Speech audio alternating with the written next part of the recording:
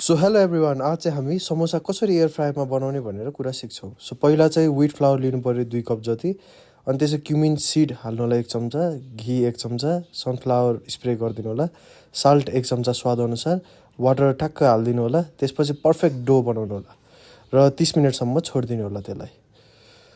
अब हामी फिलिङतिर बनाउन लाग्छौँ। पहिला तेल गरम गर्नुहोस्, त्यसो थोरै मेथी हालेर जिरा हालिदिनु होला 1 चम्चा जति, र थोरै ग्राइन्ड गरेको जिन्जर हालेर चिल्ली 2 पिस जति हालिदिनु होला। अब हामी टर्मरिक पाउडर एड गर्छौँ। त्यसपछि जिरा पाउडर 1 चम्चा हालेर स्वादअनुसार साल्ट, टमेटो 1 पिस, अनि त्यसपछि मजाले बोइल गरेको पोट्याटो 250 ग्राम जति हाल्छौँ र 15 मिनट जति मजाले यसलाई भुट्छौँ। पर भुट्छौँ, फर्काइ भुट्छौँ, यता भुट्छौँ, उता भुट्छौँ। त्यसपछि हामी कोरियान्डर लिप्स हाल्छौँ र थोरै चलाएपछि हामी यसलाई सेट हुनको लागि एकछिनलाई राख्छौँ। अब हामी आउटर लेयर रेडी गर्छौँ।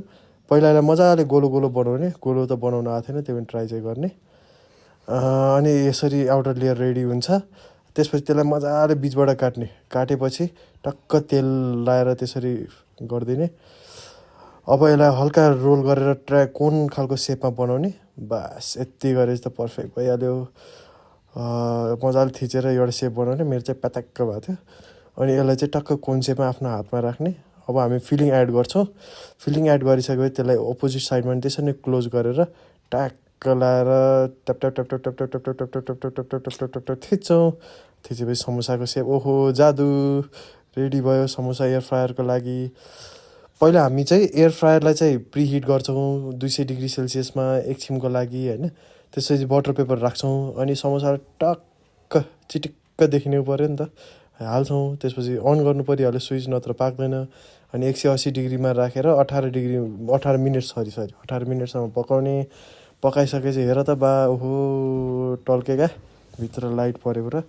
ल अब स्प्रे गर्ने, यताउता चलाउनु पऱ्यो, गोल्डन देखिन्छ, त्यही भएर ल हेर त रेडी। अब केचप पनि हाल्नु, त्यसपछि हरियो चटनी हालौँ। ओहो समोसा इज रेडी। लाउँछु। मुझे तू एक बात की नशा, जब सामने हो samosa. Follow us for more content. Sorry.